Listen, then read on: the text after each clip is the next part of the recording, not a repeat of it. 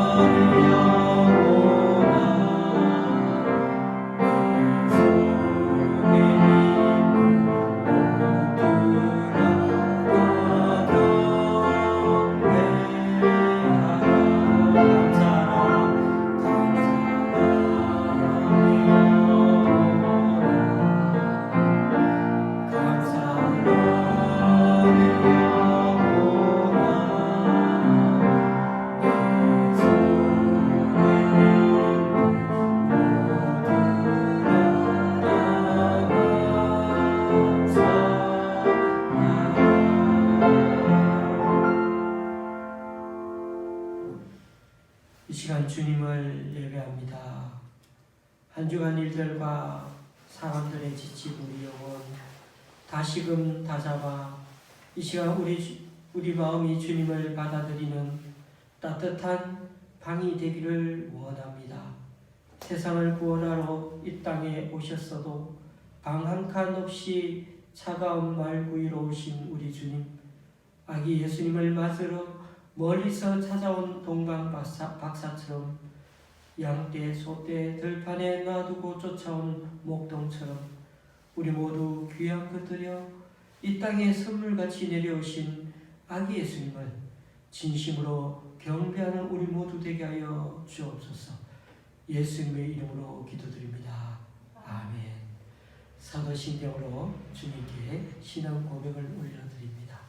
전능하사 천지를 만드신 하나님 아버지를 내가 믿사오며 그 외아들 우리 주 예수 그리스도를 믿사오니 이는 성령으로 잉태하사 동정녀 마리아에게 나시고 본디오 빌라도에게 고난을 받으사 십자가에 못 박혀 죽으시고 장사한 지 사흘 만에 죽은 자 가운데서 다시 살아나시며 하늘에 오르사 전능하신 하나님 우편에 앉아 계시다가 저리로서 산자와 죽은 자를 심판하러 오시리라. 성령을 믿사오며 거룩한 공예와 성도가 서로 교통하는 것과 죄를 사하여 주시는 것과 몸이 다시 사는 것과 영원히 사는 것을 믿사옵나이다. 아멘. 찬송이자 찬양 드리시겠습니다.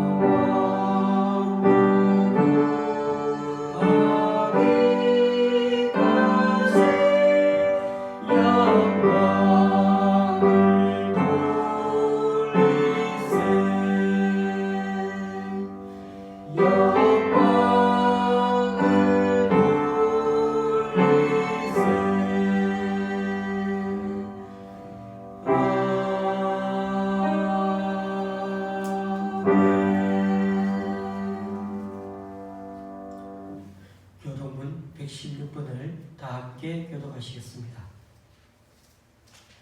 교도문 116번입니다.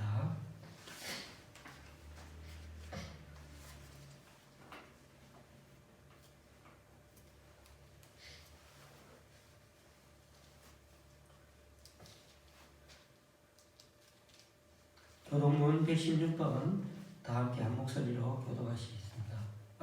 한 목소리로 읽도록 하겠습니다.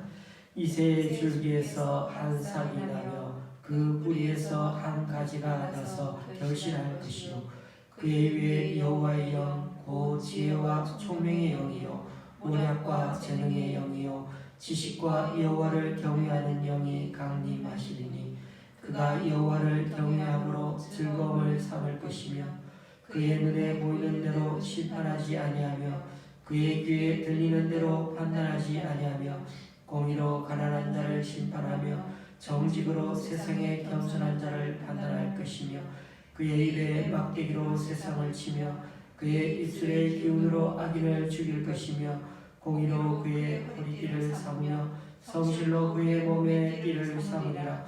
그때에 이리가 어린 양과 함께 살며 복음이 어린 염소와 함께 누우며 송아지와 어린 사자와 살찐 짐승이 함께 있어 어린 아이에게 끌리며 암소와 곰이 함께 먹으며 그것들의 새끼가 함께 엎드리며 사자가 소처럼 풀을 먹을 것이며 젖먹는 아이가 독사의 구멍에서 장난하며 젖된 어린아이가 독사의 꿀에 손을 넣을 것이라. 내 거룩한 산 모든 곳에서 해됨도 없고 상함도 없을 것이니 이는 물이 바다를 덮음같이 여호와를 아는 지식이 세상에 충만할 것임이니라. 그날에 이새의 뿌리에서 한 싹이 나서 만민의 기치로 설 것이요 열방이 그에게로 돌아오리니 그가 거한 곳이 영화로우리라. 아멘. 찬송가 109장입니다.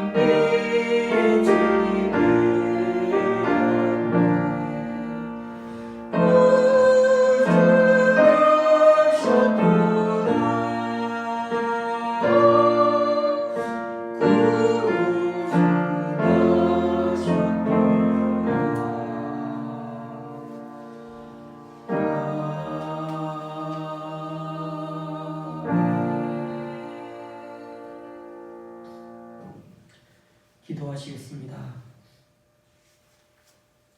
주님, 이 시간 준비된 말씀을 우리 모두 듣습니다. 전하는 자 또박또박 발음에 유의하여 잘 들리게 전하게 하시고 잘 이해되게 하시며 무엇보다 영감 있게 전하고 또 받아들일 수 있도록 주님 이 시간 은혜 내려 주시옵소서. 예수님의 이름으로 기도드립니다. 아멘.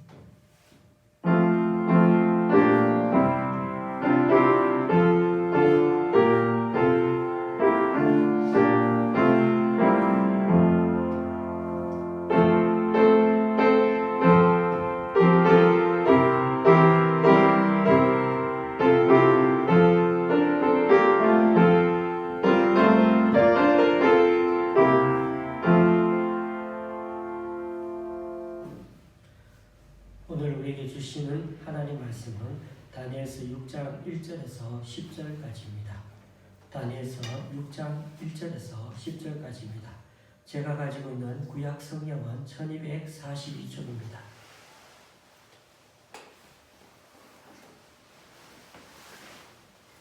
다니엘서 6장 1절에서 10절까지 말씀입니다.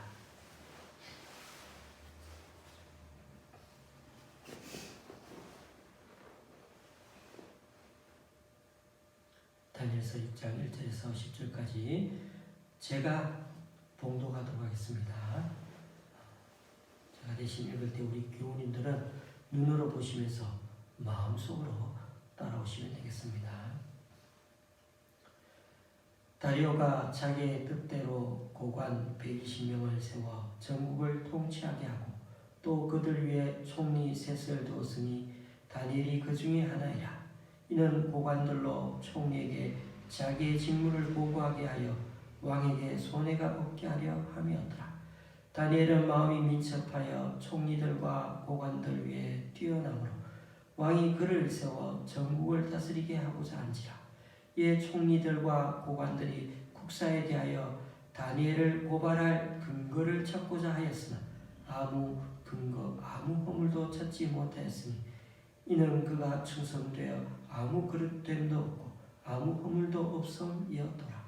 그들이 이르되 이 다니엘은 그 하나님의 율법에서 근거를 찾지 못하면 그를 고발할 수 없으리라 하고 이에 총리들과 고관들이 모여 왕에게 나아가서 그에게 말하되 다리오 왕이여 만수무강하옵소서.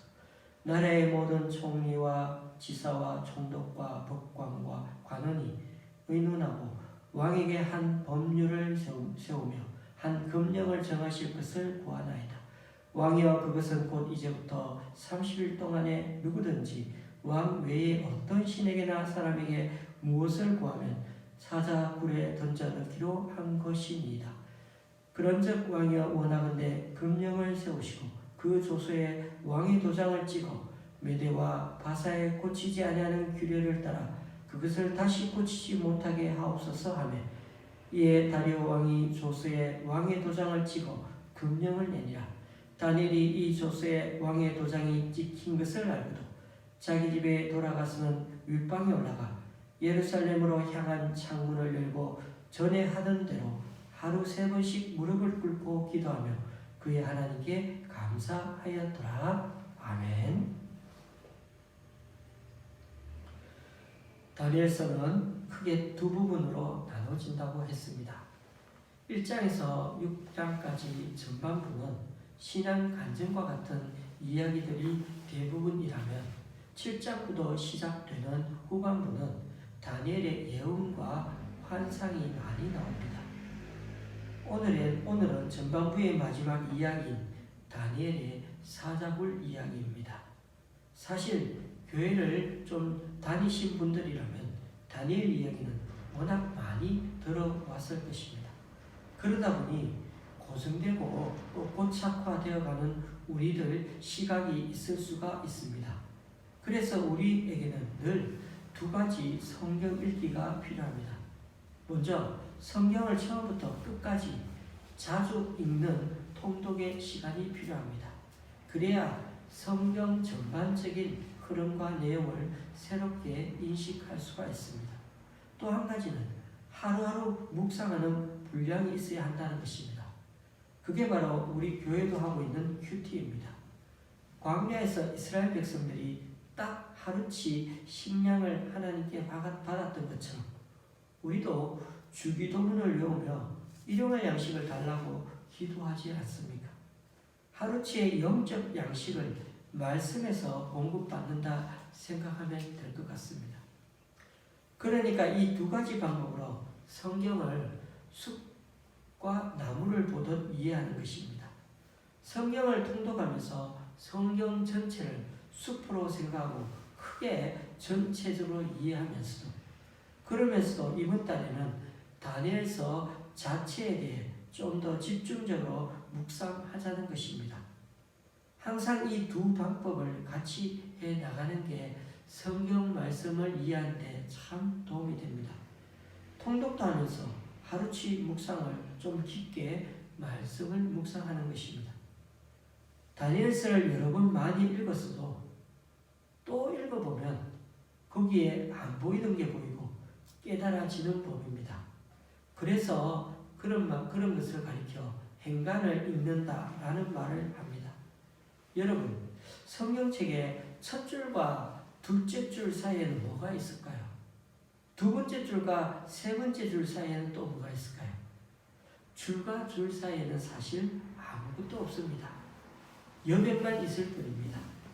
줄과 줄 사이를 그래서 행간이라고 하는데 그게는 아무도 없지만은 그러나 자꾸 성경을 읽다 보면 안 보이던 게 보이고 깨달아지는 것, 그게 행간 읽기라는 것입니다.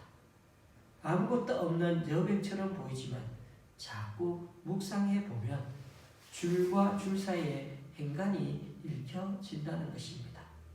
이런 깨달음이 있으려면 역시나 묵상하는 습관이 잘 되어 있어야 합니다. 저와 여러분이 성경 말씀을 통독도 하지만은 이런 묵상의 습관이 잘 잡혀서 말씀에 깊은 깨달음이 있었으면 좋겠습니다. 다니엘서는 저번에 말씀드린 대로 가나안 땅이 아니라 이방 땅에서 일어난 사건입니다. 그래서 장들마다 이방 나라의 왕들과 연관되어 있습니다. 1장에서 4장까지는 바벨론의 느부갓네살 왕때이고 5장은 벨사살 왕때이고 그리고 오늘 6장은 바사 왕국의 다리오 왕때 이야기입니다.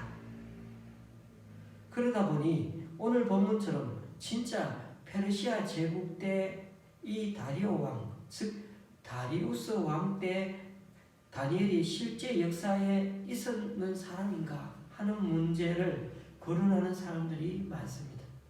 솔직히 말해 아직 고고학적 자료가 충분하지 않아서 역사책 속에서는 역사적 유물 속에서는 다니엘 즉 벨드사살에 대해서는 확인이 불가능한 상태입니다. 그렇지만 그것은 고고학의 문제이고 연대적으로 2000년이 훨씬 넘은 과거 사건을 갖고 우리는 여기서 사실이다 아니다 하는 얘기를 논할 필요는 전혀 없습니다. 그건 학자들의 몫입니다. 우리에게 지금 필요한 것은 성경을 믿음의 눈으로 바라보는 것입니다. 왜냐하면 성경은 사람들이 기록해 놓은 역사책이 아니고 하나님이 주신 계시의 책이기 때문입니다. 그래서 다니엘서에는 대제국의 내왕들조차도 하나님께서 떡 주무르시듯이 하시는 겁니다. 세계 역사에는 그런 얘기가 전혀 안 나오지만은 성경이 보면 어떻습니까? 느부갓네살 왕이 그깟 꿈 때문에 밤에 꾸는 그 꿈 때문에 얼마나 잠을 설쳤습니까? 벨사살 왕은 궁전에 쓰여진 벽글씨 때문에 그날 밤 죽었습니다. 지난 수요 예배 때도 말씀드렸지만 대제국을 건설하고 그렇게 오만한 통치자라 할지라도 땅만 바라보고 살면 짐승이 되기 쉽습니다. 사람이 동물처럼 네 발로 다니지 않고 굳이 두 발로 직립보행하며 사는 이유가 머리를 하늘에 두고 살라는 의미라고 말씀드렸습니다. 우리도 이 땅에서 살아가는 이 현장에서 하늘의 뜻을 계속 물어가며 살아가야 한다는 것입니다. 우리가 하늘을 잃어버리는 순간에는 우리 영혼은 그때부터 추락하기 시작합니다. 6장은 다리오 왕이 자신의 뜻대로 정부 제도를 고치는 것으로 시작됩니다. 나라가 재정비되는 과정에서 중요한 것 중 하나가 제대로 된 인재를 세우는 일입니다. 요즘 우리나라 꼴도 마찬가지입니다. 장관이나 여러 고위직 인재를 세우는데 자꾸만 회전문식으로 하고 있습니다. 했던 사람을 또 다른 직책으로 옮기면서 그렇게 사용한다는 것이죠. 그만큼 자기를 신뢰할 만한 인력풀이 벌써 한계에 다다랐다는 것 아니겠습니까? 정말 준비된 대통령이라면 아주 실력 있는 인재 발굴에 목숨을 걸어야 하는 것입니다.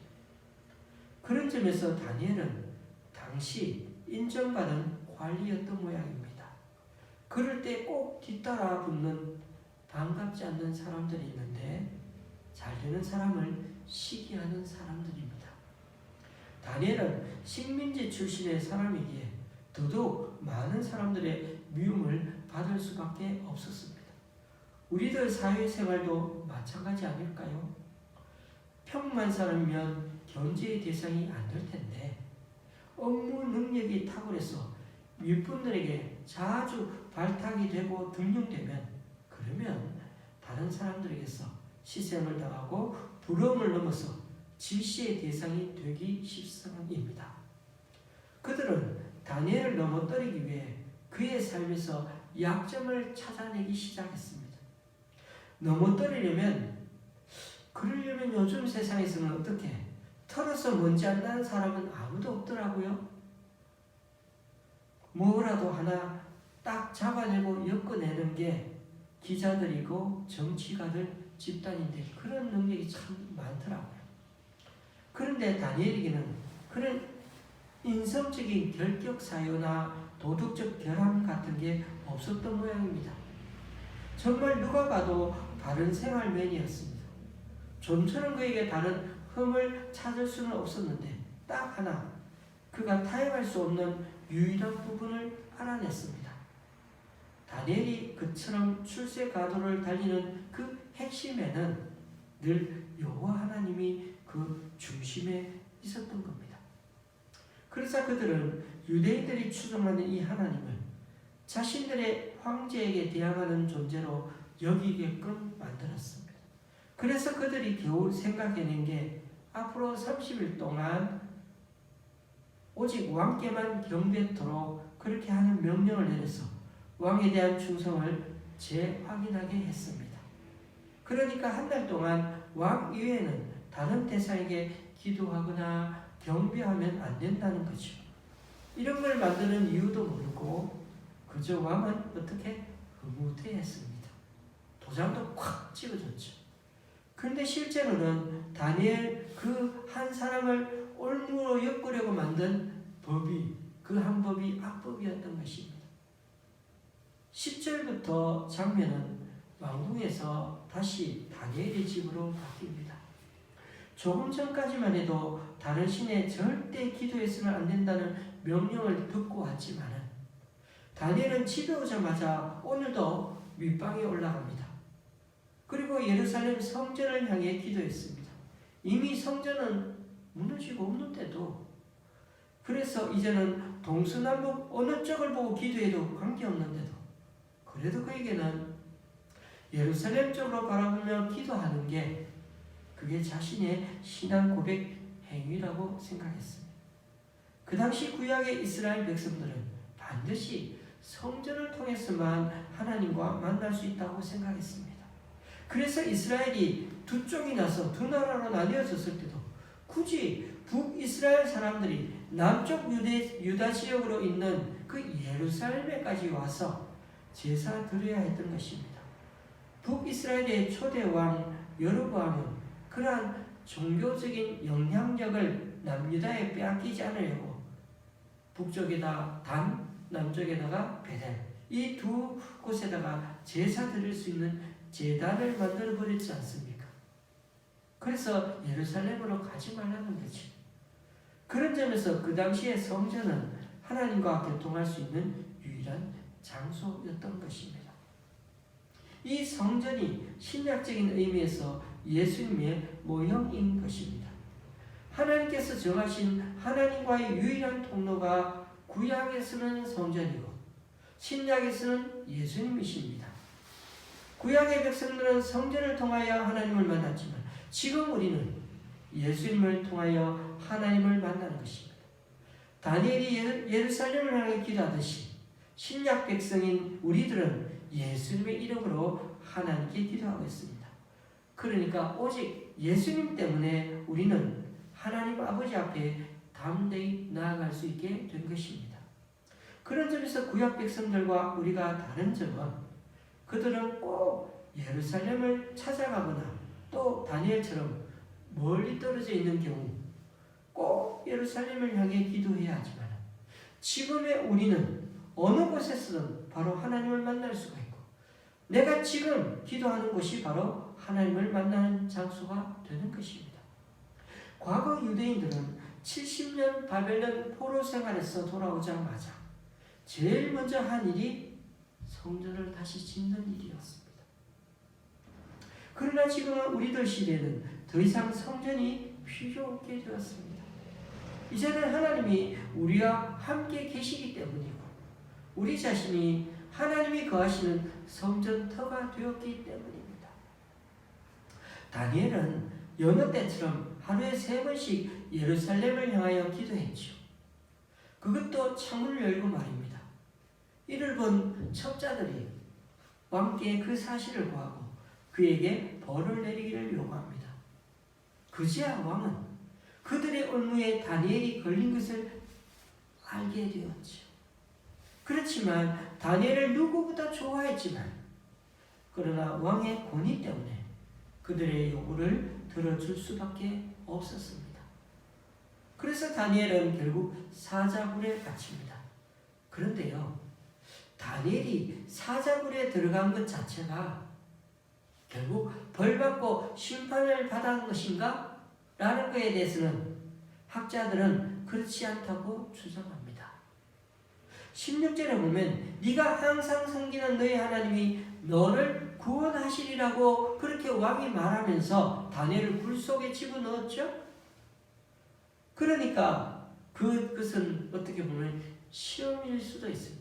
시험을 통과하여 유죄인지 무죄인지를 가려내겠다는 것과 같습니다.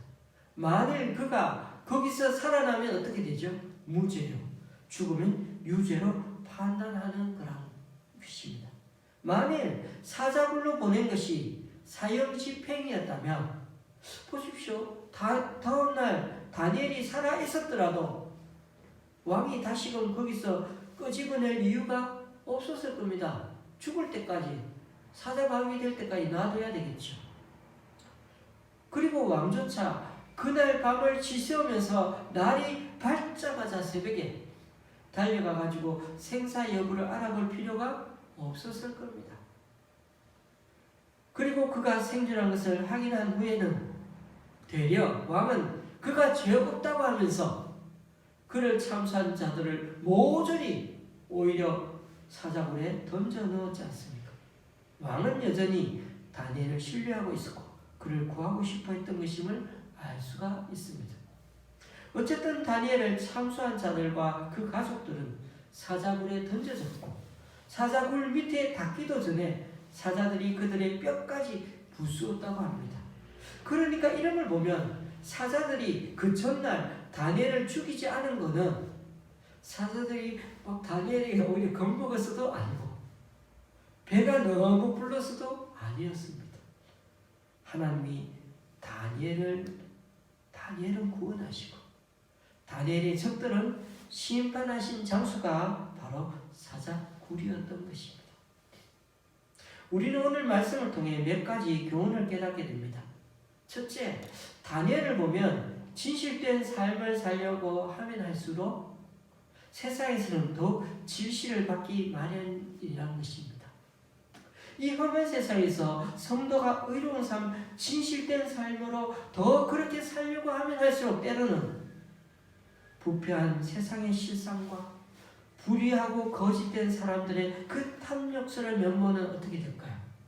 더욱 선명하게 드러나기 마련입니다.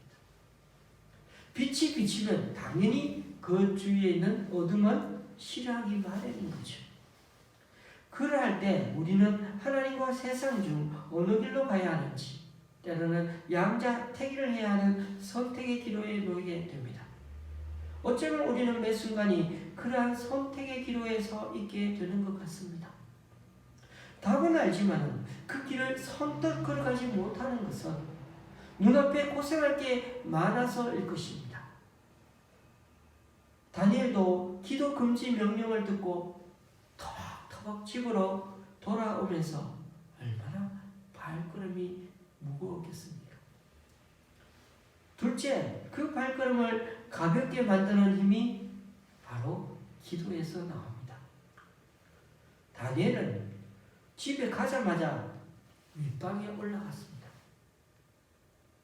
1층은 생활 공간이라면 2층은 그의 신앙 공간, 기도 장소였습니다. 1층은 늘 가족들의 목소리를 듣는 공간이었지만 2층은 하나님의 음성을 들을 수 있는 장소였습니다. 다니엘은 일국의 총리로서 아주 중대한 결정을 매일 내리고 지시해야 했기에 그렇게 한가위 하루를 보낼 수 없었습니다. 하루도 늘 힘들게 살았을 것입니다.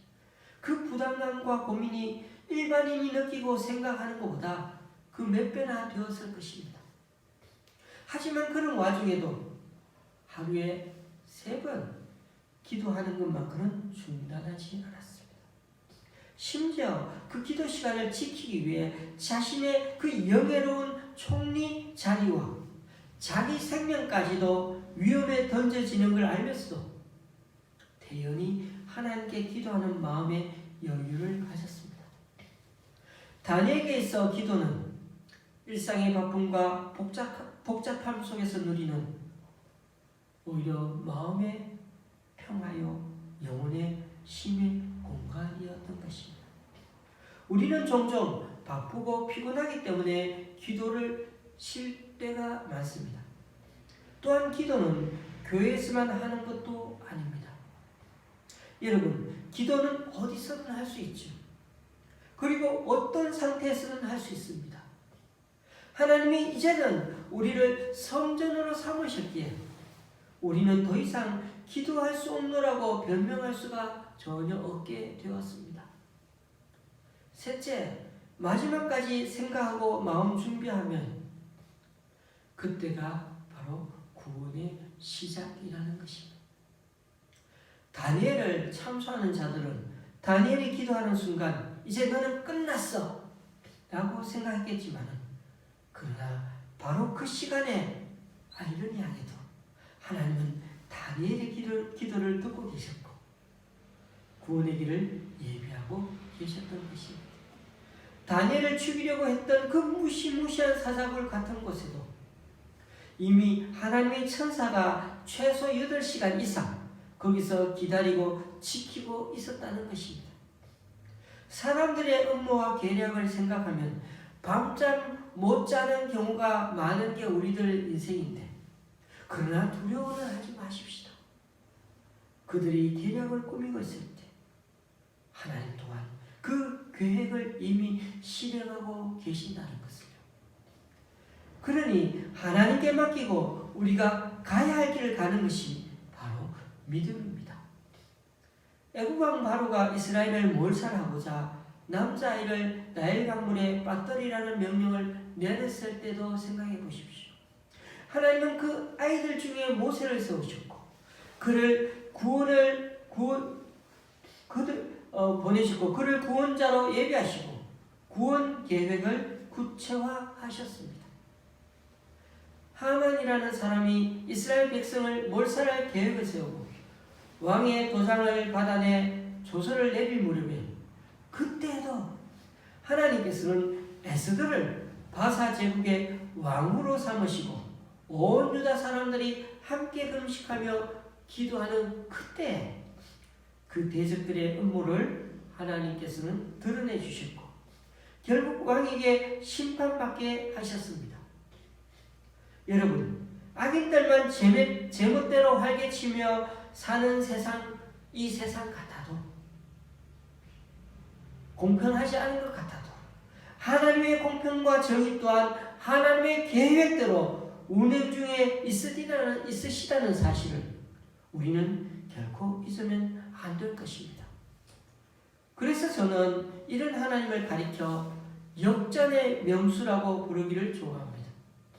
하나님은 당신의 백성이 절체절명의 상황에 처해 있다 해도 그 상황을 역전시키며 나타나시기에 우리에게는 너무나 신실하신 하나님으로 그리고 세상에게는 당신의 그 권능을 드러내시며 그리고 드러내기를 기뻐하시는 하나님이시라는 겁니다. 그러므로 이 말을 결론으로 삼고 마치고자 합니다. 하나님은 언제나 우리 위해 그리고 우리와 함께 계시다는 사실을 잊지 마시기 바랍니다. 하나님은 언제나 우리 그리고 언제나 우리와 함께 계시다는 사실. 오늘 본문을 역사학자들에 보면은 왕 주변에 있는 신하들의 권력 투쟁 정도로 볼 수 있습니다. 다니엘에게 권력이 집중되는 것을 막기 위해 그를 제거하기 위한 음모를 꾸몄지만 다니엘은 기적적으로 살아나고 도리어 반대파가 죽게 되는 이야기로 볼 수 있습니다. 그러나 본문은 그런 얘기가 전혀 아니라는 겁니다. 성경책에서는 우리의 시선이 늘 하나님을 따라가며 찾아볼 수 있어야 합니다. 이방 제국까지도 하나님께서 관할하고 계시다는 것을 보게 되면 이스라엘의 하나님만이 아니라 전 세계의 하나님이라는 것을 우리는 알게 됩니다. 과거, 현재, 미래까지도 통치하시는 하나님. 심지어 사자들까지도 마음대로 부리시고 자연세계와 지구 너머 우주까지도 통치하시는 하나님을 찾아내게 됩니다. 그래서 하나님은 언제나 우리 위에 계시다는 걸 잊지 마시길 바랍니다. 다니엘은 나라의 엄격한 금지법을 듣고 집에 와서 이를 위해 간절히 기도했을 것입니다. 그 기도의 결과가 바로 나타났을까요? 나타나지 않은 것 같습니다. 오히려 그 다음날 그는 잡혀가서 사자굴에 던져지지 않았습니까? 기도한 결과가 바로 달라지지도 않고 때로는 더 심각해져서 죽을 것처럼 압박감을 받게 될지라도 여러분 그럴 때 이 다니엘을 생각하시기 바랍니다. 다니엘서가 전해주는 진리의 음성은 절망의 깊은 밤을 지나게 되더라도 낙심하거나 포기하지 말고 그래도 소망을 가지라는 것입니다. 고통이 심하다는 것은 때로 기적이 가까이에 있다는 것을 의미하기도 합니다.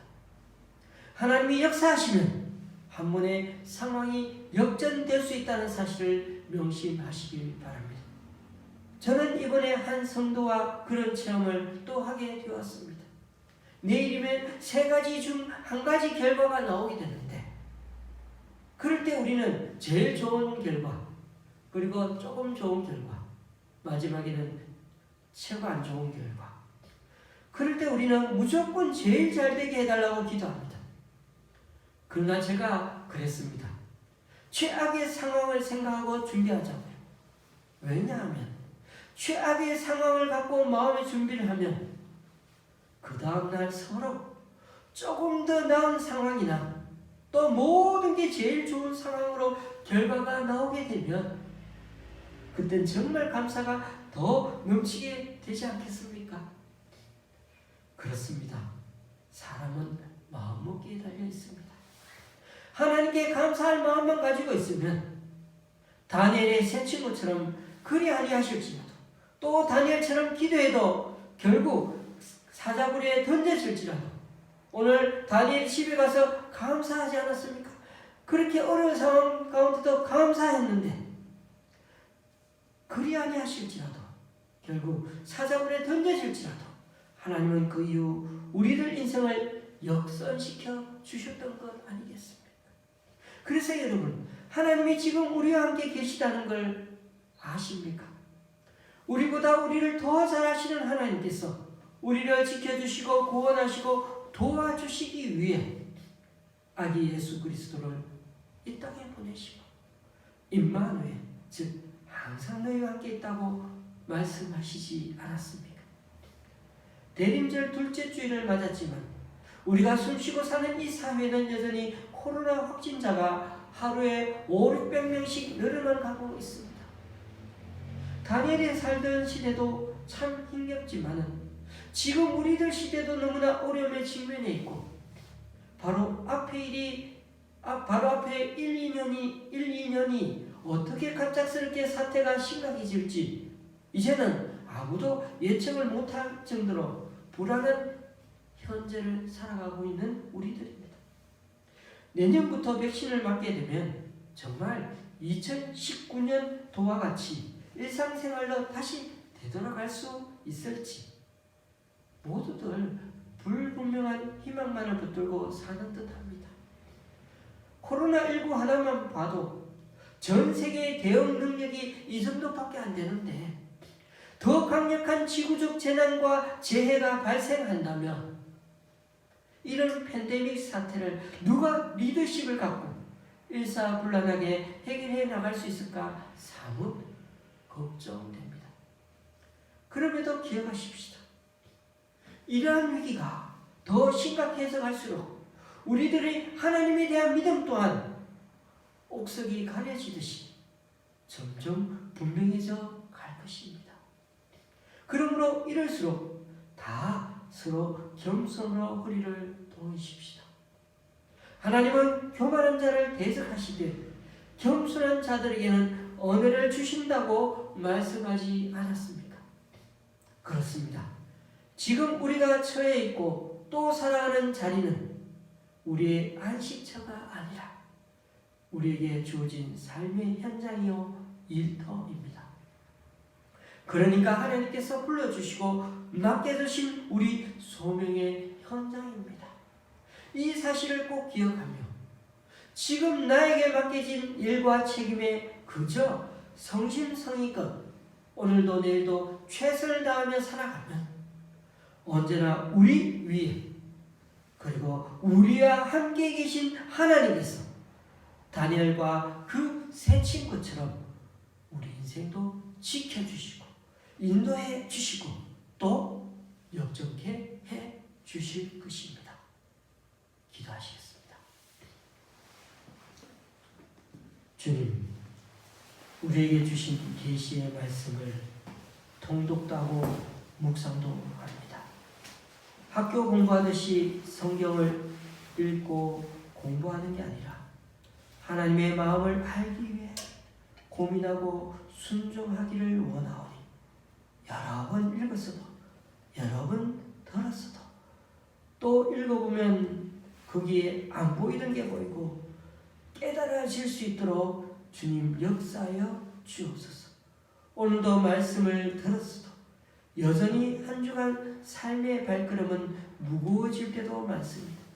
그럴 때 이 다니엘 말씀을 기억하면서 늘 우리 머리 위 하늘에 계신 주님을 기억하기를 원합니다. 또한 다니엘처럼 진실된 삶을 살면 살수록 더욱 질투와 미움을 받기는 쉽지만 늘 우리와 함께 계시는 그 임마누엘 에벤헤셀의 하나님이 계시기에 기도의 끈을 놓지 않는 우리 되게 하여 주시옵소서.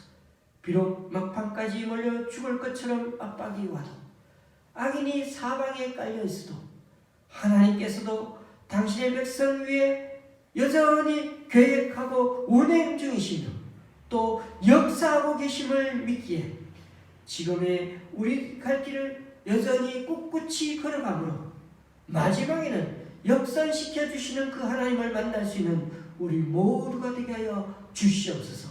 예수님의 이름으로 기도드립니다. 아멘. 찬송가 112장입니다.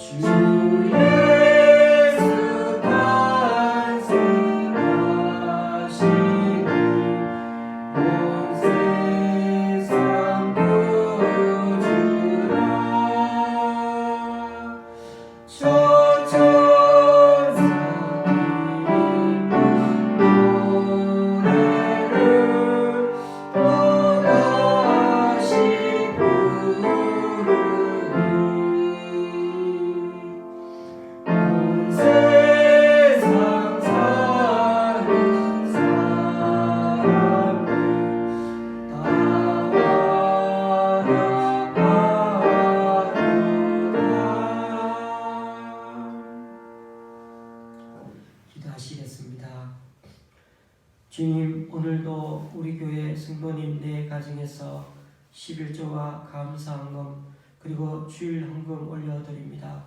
또한 김천의 권사님이, 하남의 교회 목사님이, 강동구 교회 세교관에서, 수서의 집사님 가정에서 등촌동 권사님이, 연희동 장로님 가정에서, 그리고 백준영 기념교회 집사님이 11조와 귀한 헌금 주님께 올려드립니다.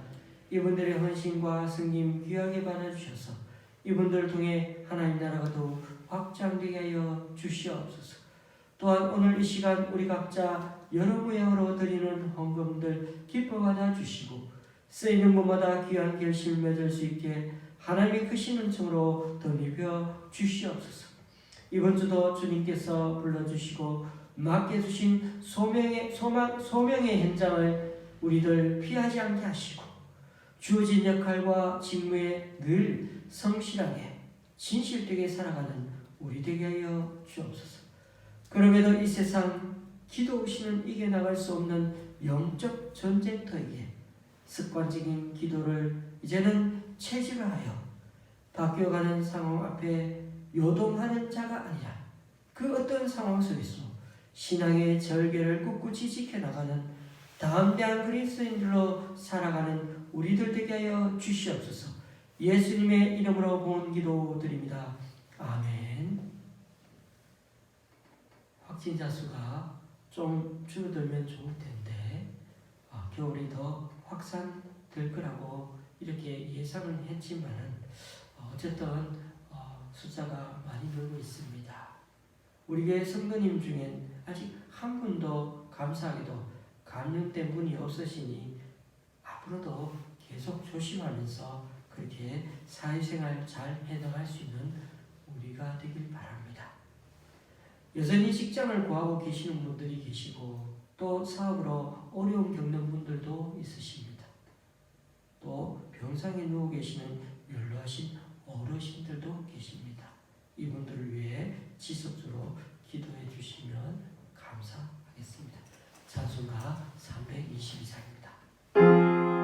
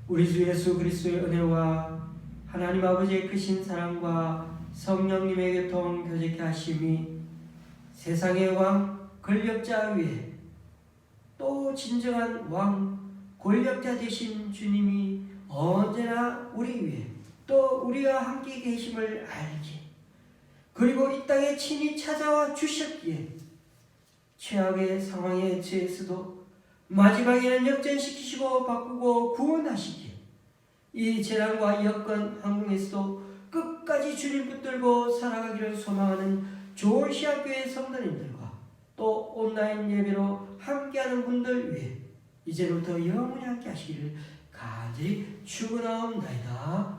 아멘.